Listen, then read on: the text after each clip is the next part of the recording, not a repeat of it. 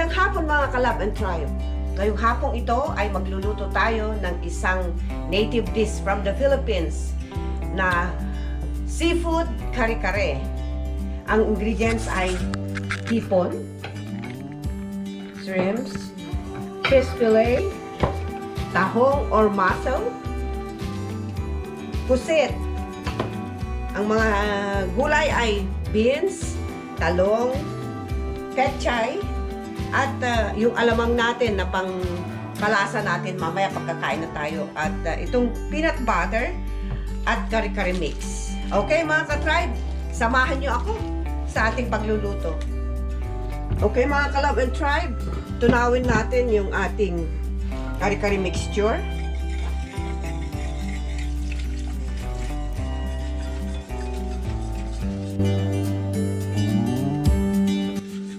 Mai-mix.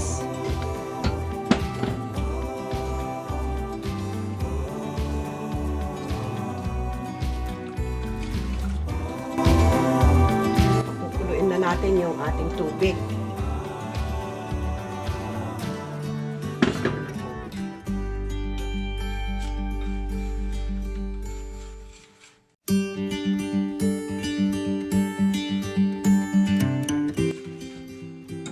Okay, ilagay na natin sa ating pot yung ating minix.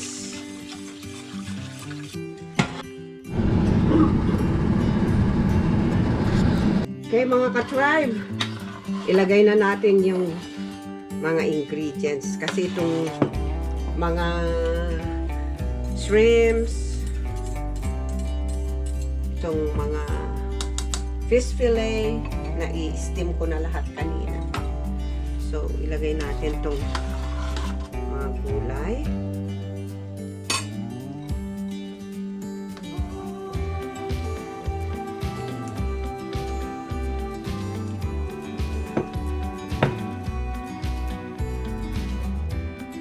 Para maluto. Kasi naluto na yung mga hipon.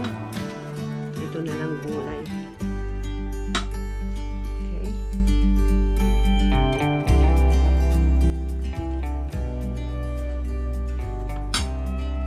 You can put the mussels.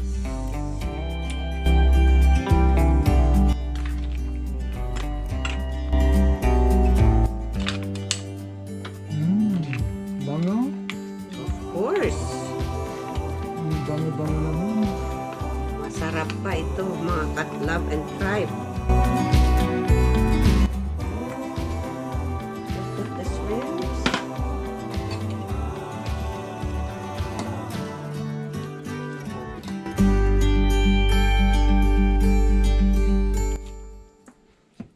Sarap nito mga ka-love and tribe.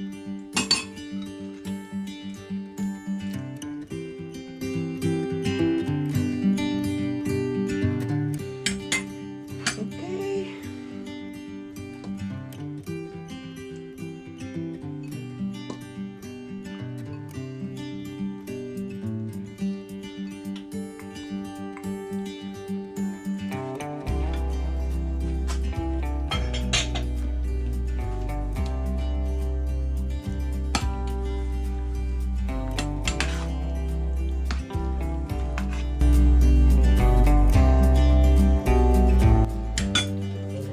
Fish fillet.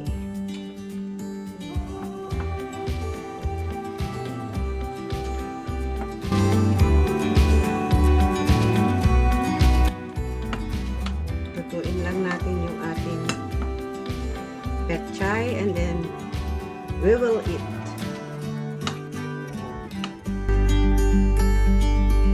Yung talong ipaibabaw na lang natin mamaya kasi na-steam naman na yan.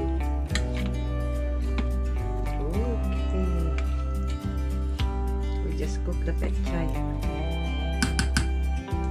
And we'll eat.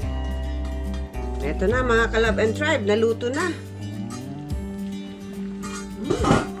Ang bango-bango. Mas mabango ka pa dyan. Hindi. Ito, ang sarap.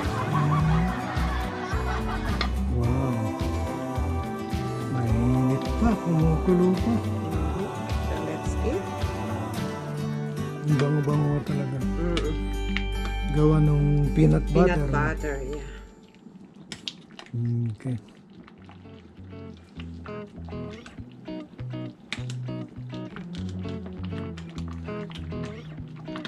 Alright. Okay. So, let's eat. Mhm. Good evening mga Kalabing Tribe. Natapos ng maluto nila itong seafood kare-kare and let's enjoy itong masarap na pagkain ito. At bago ang lahat, tayo muna magpasalamat sa ating Panginoon. Bless and sanctify this food, O Lord God, so that it will give nourishment to our physical body. We praise you, we thank you. In Jesus' mighty name we pray. Amen. Amen, Lord. Hallelujah. Alright.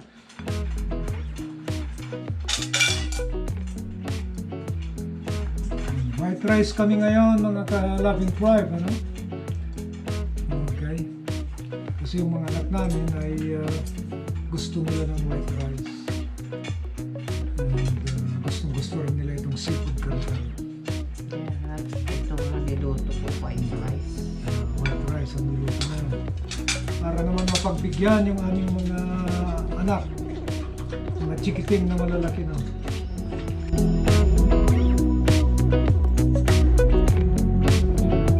Talagang napaka-sweet ni Love talaga dapat sa pool. Minsan nga napapansin sila ng aming mga anak. Bakit daw parang ako ang baby niya? Diba? Sabi niya. Sino po nagsabi sa inyo? Sige. Parang si Papa ang baby.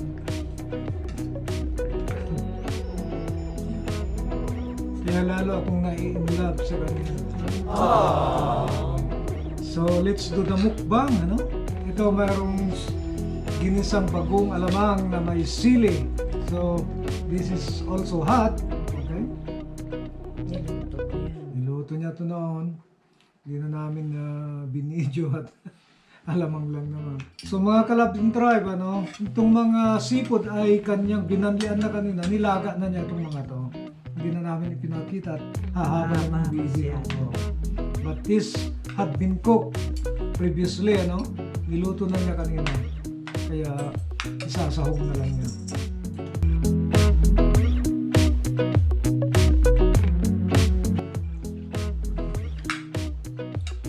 Ang sarap. Ang sarap.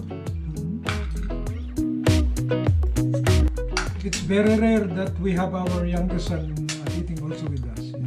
He's here with us now, so it's really very good. Some good food, guys. Yeah, because this is a very good food, yeah. No, I'm not. No, those are long time. You don't. Okay. Yeah, you know, kids nowadays they don't like to be exposed, you know. Camera, yeah, so. But could you greet our Hi guys, fans? welcome new subscribers. Congratulations on hitting 1,000. You know, it's a big milestone. Very proud of you guys. Yeah, look at this kid. It was raising. That's the reason why most of the time we are eating alone. Especially now that we are doing this video, this YouTube.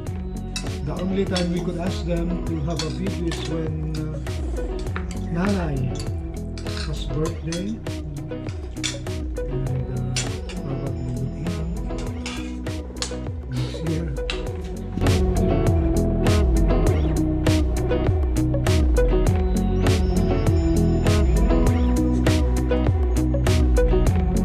So napakasarap po, ano. Dami ko nang nakain and actually po ako ay I don't want to gain more weight. Kaya control na rin po ang kain ko. Napakasarap po nitong pusit, ano. Cuttlefish ba ito o squid? Squid.